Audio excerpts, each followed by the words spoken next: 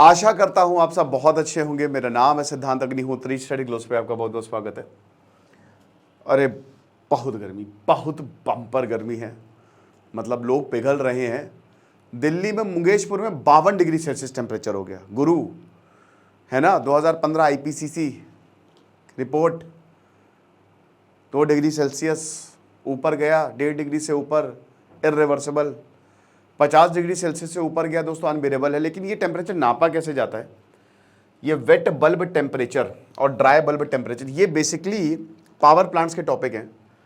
ये गेट में काफ़ी सवाल इससे पूछे जाता है, साइकोमेट्रिक चार्ट और बहुत सारी चीज़ें। लेकिन मैं कोशिश करूँगा कि आपको बहुत आसान भाषा में समझाने के लिए कि वेट बल्ब और ड्राई बल्ब टेम्परेचर क्या होता है। तो अल्कोहल एडिक्शन का हमारा शानदार कोर्स है। इस गर्मी में खाली आपको एक चीज़ करनी है, जितनी गर्म चीज़ें उनसे दूर रहना है। तो अल्कोहल तो बिल्कुल ना पिए, लेकिन जो पिएंगे तो पिएंगे, पीने के बाद तो सर्दी आ जाती है, तो ऐसा ना करें। रिहाब आपके पास चल के आएगा, ठीक है। तो 560 रुपये का कोर्स है, अपने लव्ड वंस को ये ज़रूर दें।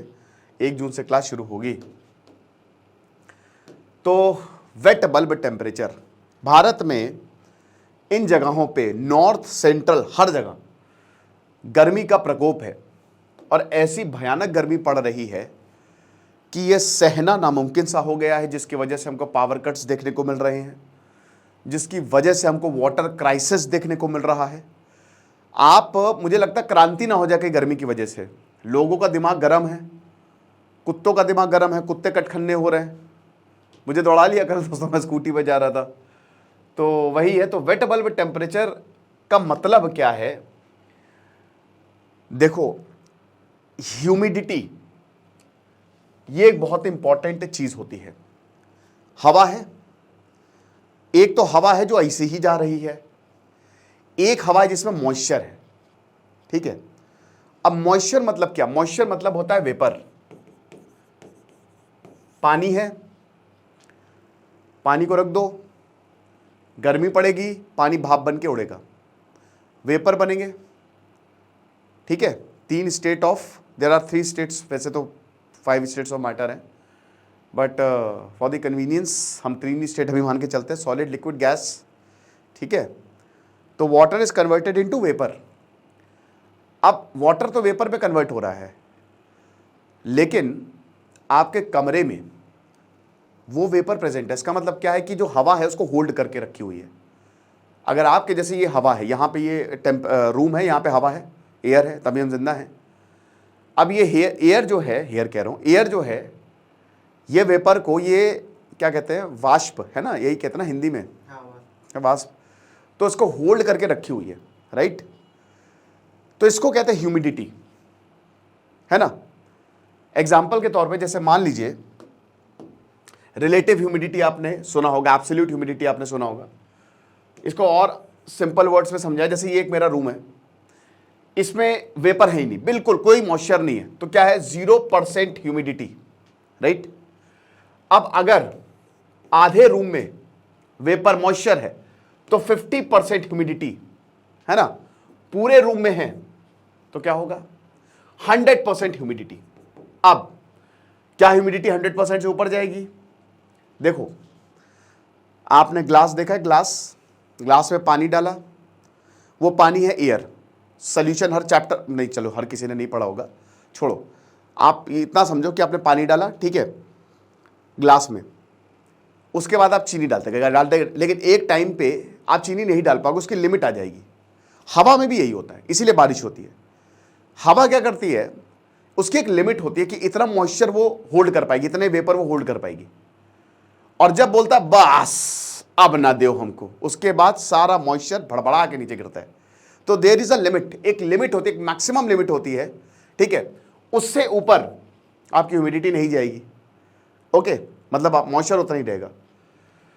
तो ड्राई बल्ब, वेट बल्ब इन्हीं चीजों को नापता है। यही ह्यूमिडिटी को नापने का तरीका है, ड्राई बल्ब और वेट बल्ब। और ड्यू पॉइंट क्या होता है कि जब फाइनल स्टेज है, कि मतलब जिस पॉइंट पे जो आपकी एयर है, मतलब वो सैचुरेट होगी, एक तरीके से वो छोड़ देगी, है ना। भाई देखो, वाटर साइकिल में समझाता हूं, वाटर साइकिल क्या होती है।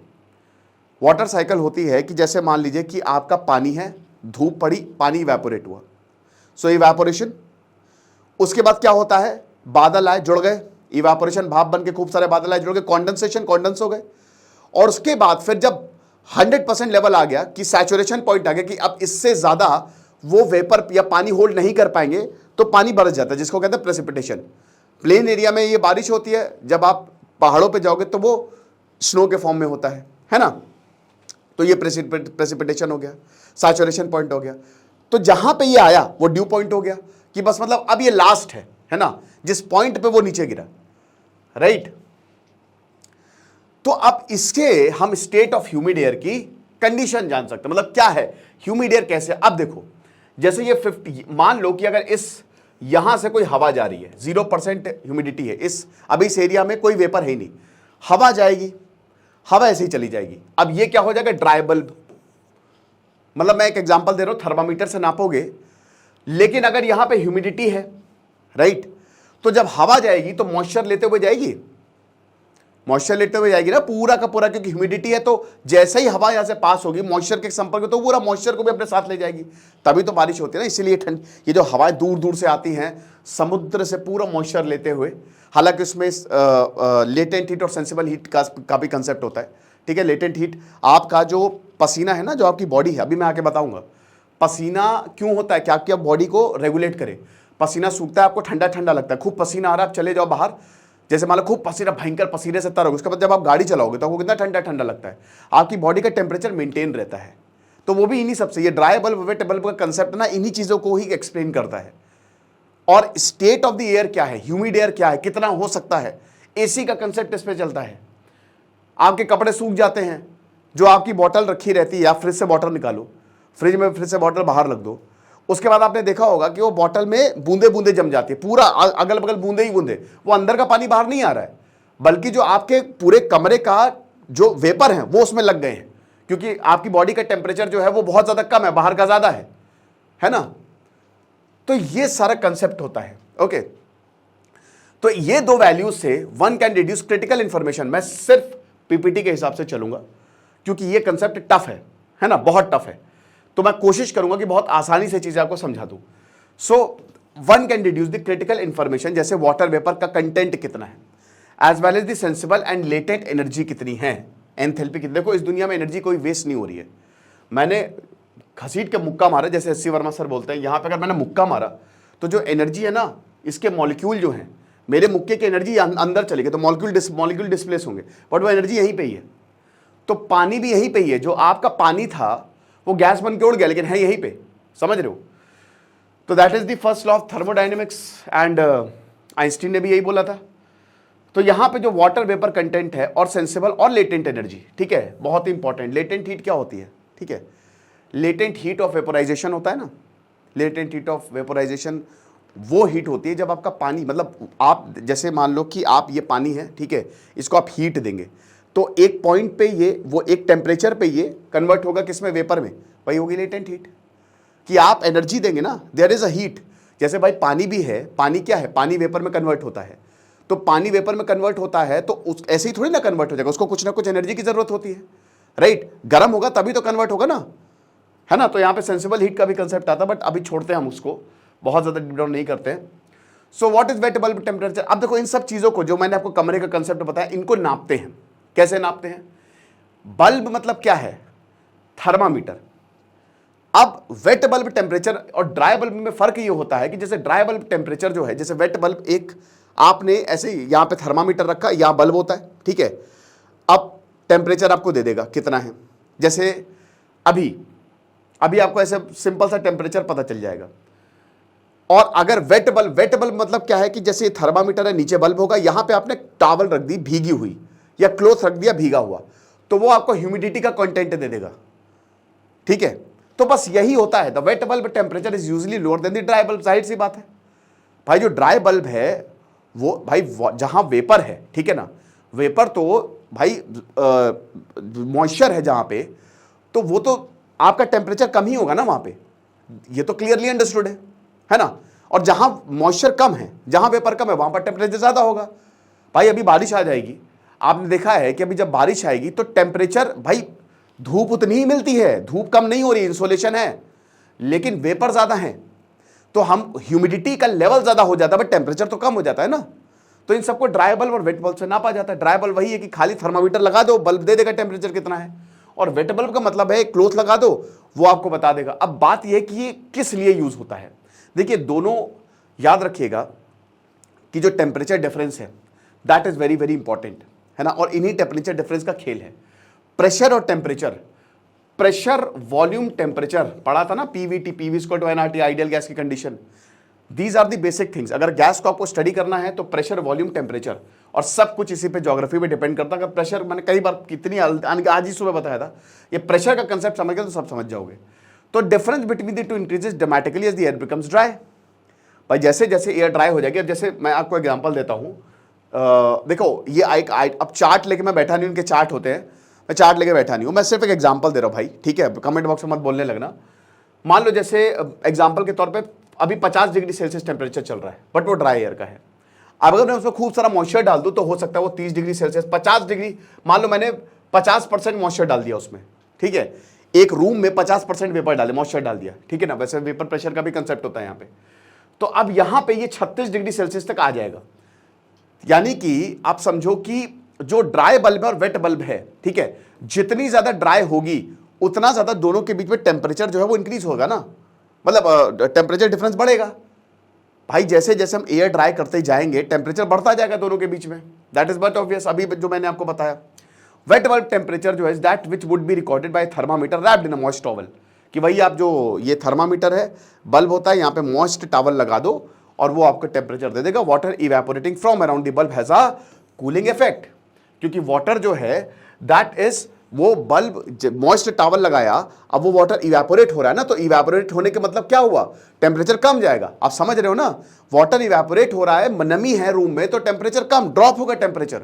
तो इसीलिए यहां पे वेट बल्ब का टेम्परेचर ज्यादा होता है, कम होता है, और ड्राई बल्ब का टेम्परेचर ज्यादा होता है। तो वेट बल्ब जैसे जैसे एयर ड्राई होती है तो ड्राई बल्ब टेम्परेचर बढ़ेगा और वेट बल्ब टेम्परेचर घटेगा, तो क्या हो जाएगा, दोनों के बीच में डिफरेंस बढ़ता जाएगा।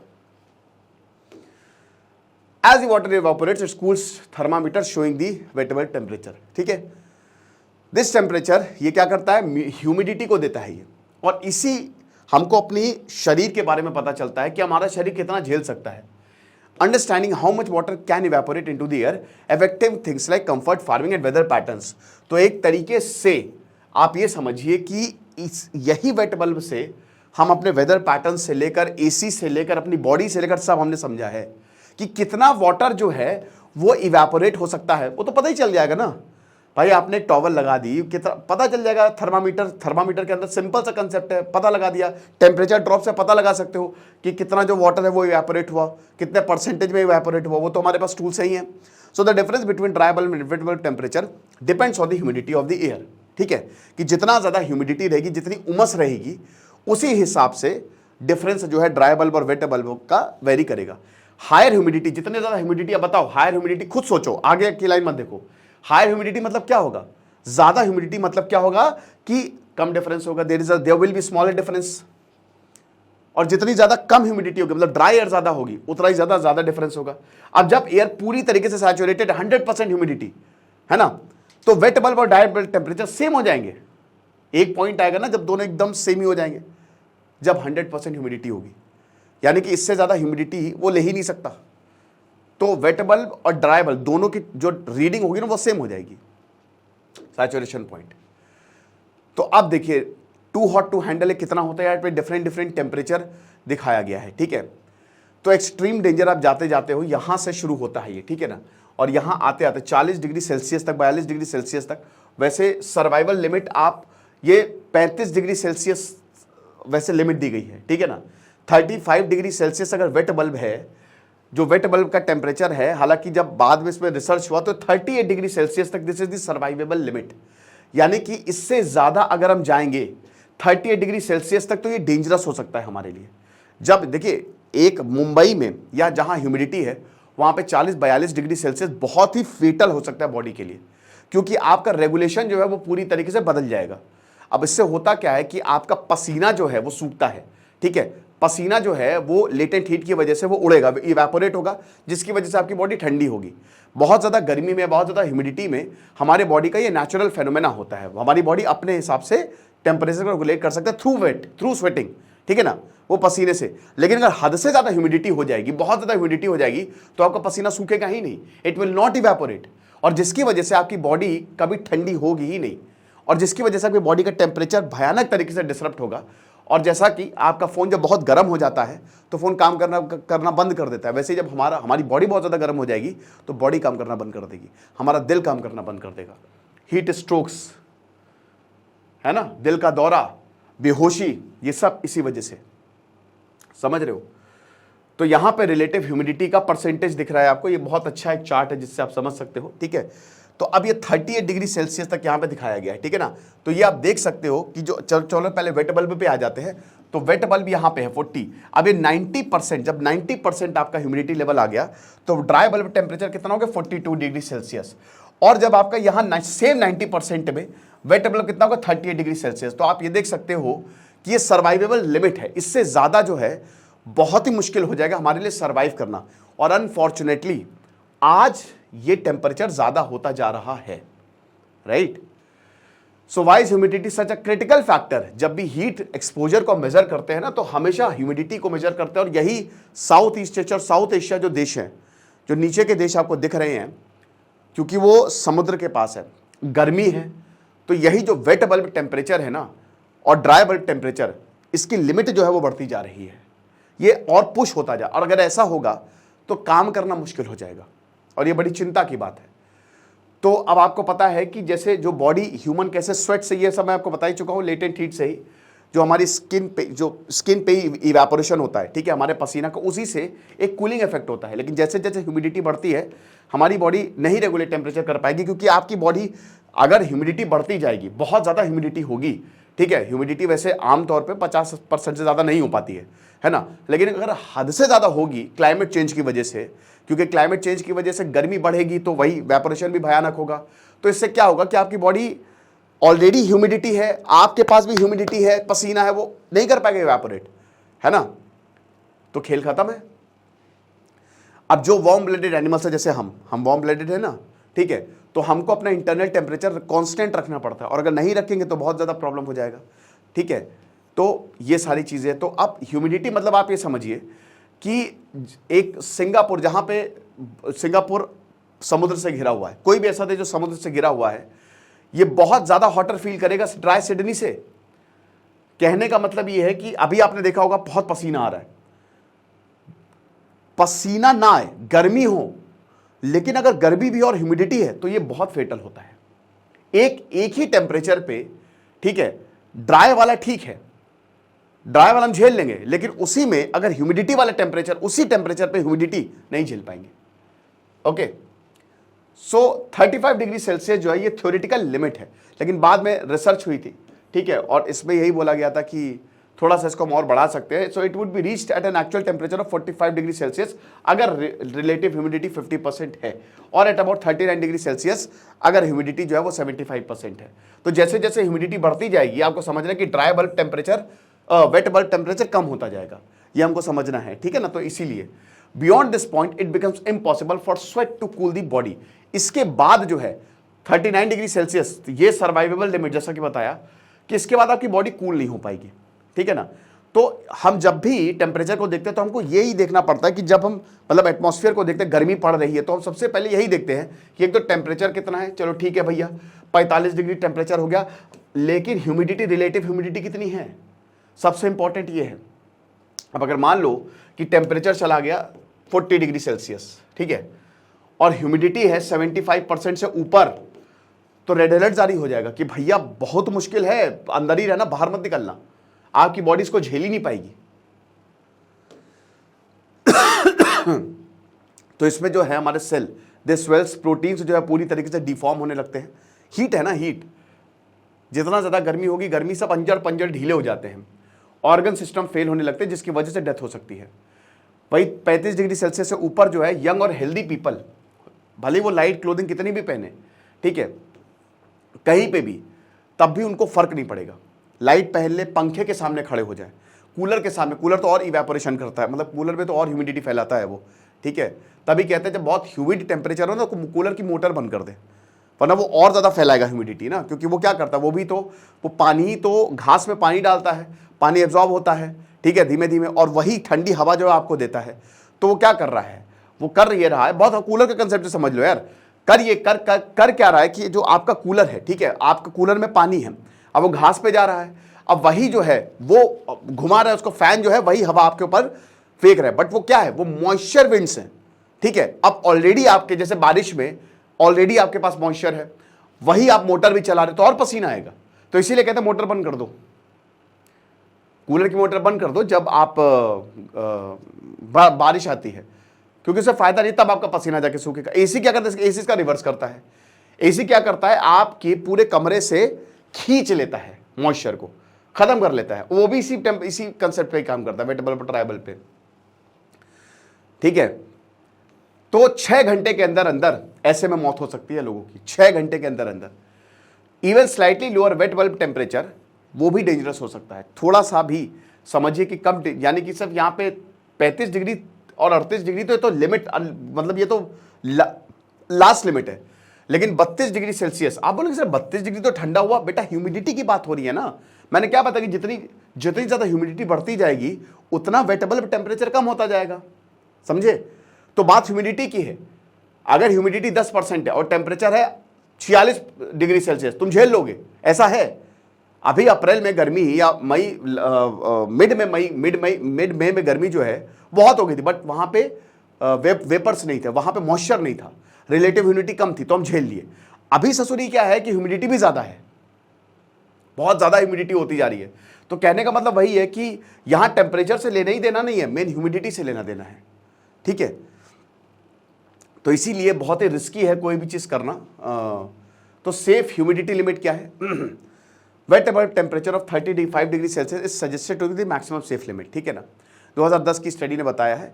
अब बोला कि ह्यूमन बॉडी जो है, इसके पीछे पूरा एक एक्सपेरिमेंट किया गया था कि इसके मतलब इसके इससे ज़्यादा जो है टेम्परेचर के पे जाएगा तो प्रॉब्लम होगी, बट जब इस पे पूरा का पूरा एक एक्सपेरिमेंट किया गया तो ये गलत साबित हुआ कि मतलब थोड़ा सा और ज़्यादा जो है वो आप जा सकते हैं। लेकिन दोस्तों अब बहुत ज़्यादा अगर आप एक्सपोजर होगा इस तरीके के इन्वायरमेंट में तो इसमें दिक्कतें हो सकती हैं। कंसर्न क्या है, कंसर्न ये है कि सर्वाइवेबिलिटी, आपको सर्वाइव करना है, तो ऐसे में हम सर्वाइव कैसे करेंगे, ठीक है ना। वेट अबाउट टेम्परेचर, इसमें साइकोलॉजिकल और पॉलिटिकल कैसे बताता हूं मैं। पॉलिटिकल इशू कैसे है, कल गर्मी पड़ी, लखनऊ में प्रदर्शन हो गए, समझ रहे हो, ये एक बहुत बड़ा मुद्दा है। मैं इसीलिए बोलता हूं कि हर पार्टी को क्लाइमेट चेंज को मुद्दा बनाना चाहिए। भयानक गर्मी पड़ी, वाटर की कमी होगी, लाइट कटेगी, सरकारें गिर जाएंगी, प्रॉब्लम हो सकती है बहुत ज्यादा। कल लखनऊ में कई जगह, एंड आई एम श्योर कि बहुत ज्यादा एरिया में प्रदर्शन हुए हैं, कई जगह तो तोड़फोड़ हो गई है। तो ये कंसर्न है। So the inability of the body to stabilize its core temperature, कि जो बॉडी का इनएबिलिटी, क्योंकि मैंने बताया ना कि अगर ऐसे ही चलता रहा, ऐसे ही टेम्परेचर बढ़ता रहा तो हमारी बॉडी स्टेबलाइज ही नहीं हो पाएगी। इसकी वजह से हमारे हार्ट पे स्ट्रेन पड़ेगा, हमारे लिए ऑलरेडी चीज़ें जो है वो फेटल होती जा रही हैं, ये और ज़्यादा फेटल हो जाएगा। दिमाग पे, हमारे दिमाग काम करना बंद कर देगा। जिनके ऊपर ऑलरेडी रेस्पिरेटरी प्रॉब्लम है, जिनको डायबिटीज़ है, उनकी मौत भी हो सकती है। समझ रहे हो कि बॉडी हमारी हीट को ट्रांसफ़र करती है और हम रिपेयर करते हैं, लेकिन बॉडी हीट को ट्रांसफ़र नहीं कर पाएगी, वो अंदर ही घुस जाएगी, समझ रहे हो। और सबसे बड़ी बात है, आपकी 70% बॉडी जो है जो वाटर से बनी है, तो आपको डिहाइड्रेशन चाहिए, पानी चाहिए, है ना, you need water. So dehydration can lead to diseased, decreased sweat production and therefore increased vulnerability to heat stroke during heat waves. अब ये पब्लिक फैक्टर जो है, इसकी वजह से सर्वाइवेबिलिटी थ्रेशोल्ड जो है वो कम हो सकता है, ठीक है ना, और जो पॉपुलेशन है उसकी वल्नरेबिलिटी सामने आ सकती है, समझ रहे हो। तो ये लेक्चर था, आई होप आप वेटेबल बट ड्राइबल समझ गए। देखिए वैसे तो बहुत ही टेक्निकल है और मैं उतने टेक्निकल में गया भी नहीं, क्योंकि मुझे भी एक तो बहुत पढ़ना पड़ता। मैंने पढ़ा था ये MSc समय में ये पढ़ा था, क्योंकि कंसेप्ट बड़ा आता था, ठीक है ना। तो लेटेंट हीट, इसका एक्चुअल प्रोसेस जो है साइंटिफिक, अगर आप चाहेंगे कि इसमें एक्चुअल में क्या होता है, कैसे सेंसिबल हीट जो है वो नीचे जाती है, कैसे टेम्परेचर सेम हो जाता है एक टाइम पे, तो मैं समझा दूंगा। बट मैंने क्या होता है कि वो इंजीनियरिंग के लिए ज़्यादा इंपॉर्टेंट है, आपके लिए बस इतना ही इंपॉर्टेंट है। लेकिन इट्स नॉट अबाउट इम्पॉर्टेंट, ये पूरी हर एक इंसान के समय बहुत बड़ा मुद्दा है ये जो गर्मी है, क्योंकि हर किसी को ये अफेक्ट कर रही है। आप समझ रहे हैं? खुश रहिए, पढ़ते रहिए। इधर से सिद्धांत अग्निहोत्री साइनिंग ऑफ।